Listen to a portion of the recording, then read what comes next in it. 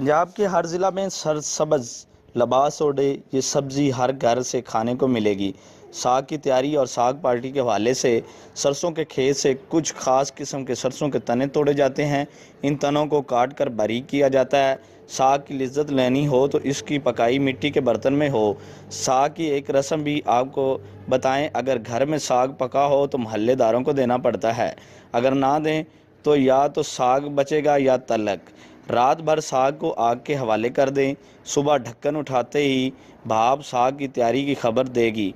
सर्दियों में दोस्तों के साथ साग पार्टी का अपना ही मज़ा है। साग पार्टी में देसी घी में तड़का लगे साग, पराठे, मकई की बाजरे की रोटी, मक्खन और लस्सी दस्तरखानों पर हों तो पार्टी का मज़ा दुबाला हो जाता है। साइंसी एतबार से देखा जाए तो साग में कैल्शियम, पोटाशियम, फोलाद, फास्फोरस काफ़ी मकदार में मौजूद होते हैं जो इस मतवाज़न ग़िज़ा बनाते हैं।